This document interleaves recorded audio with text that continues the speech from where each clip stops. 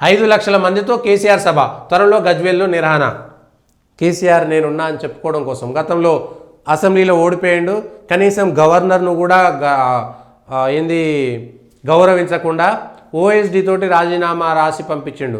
గౌరవంగా గవర్నర్ దగ్గర పోయి రాజీనామా ఇచ్చి ఛాయ్ తాగి వస్తే గౌరవం నిలిచేది. అంటే ఓడిపోయినా నేనెంత, గవర్నర్ ఎంత, నేను వాళ్ళ దగ్గరికి పోతానా అని గవర్నర్ కూడా కనీసం పోయి, అదొక సాంప్రదాయం, అదొక గౌరవం రాజకీయంలో.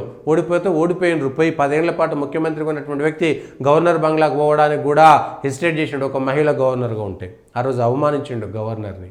ఆ తర్వాత మళ్ళీ పార్లమెంట్ ఎన్నికల్లో వచ్చిండు, నేను ఏదో చేస్తా, 3వ ఫ్రంట్ 4వ ఫ్రంట్ 10-2 అని మాట్లాడిరు. కేసీఆర్ గారు విఫలమయ్యారు. అసలు ఒక్క ఎంపీ స్థానం కూడా రాలేదు. తెలంగాణలో ప్రజలు కేసీఆర్ని పక్కన పెట్టేసిరు.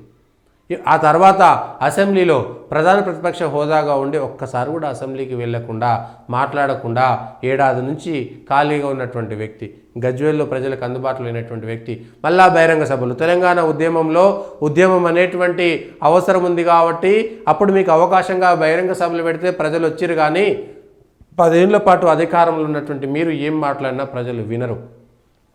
కాంగ్రెస్పై వ్యతిరేకత ఎంతో వచ్చినా కూడా, అంటే ఇక మళ్ళా ప్రజలు కేసీఆర్ అన్నట్లయితే చీకొట్టి కాంగ్రెస్ను టీఆర్ఎస్ను ఓడగొడదాం, ఇక చీపో కాంగ్రెస్కి ఇద్దామని అనుకున్నారు తప్ప ప్రత్యామ్నాయంగా రేపు పొద్దుగాల ప్రజలు ఆలోచిస్తారు, ప్రత్యామ్నాయం కోసం ఆలోచిస్తారు.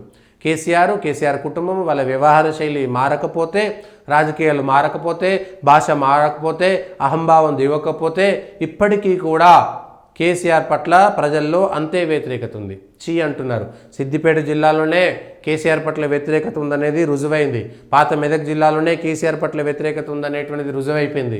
అంత తొందరగా వచ్చేది కాదు. అయితే కాంగ్రెస్ వాళ్ళు చేసేటువంటి తప్పుల వల్ల కొంత ఆ తప్పిదాలతో మళ్ళీ కేసీఆర్కి ఏమైనా వస్తే చెప్పలేం.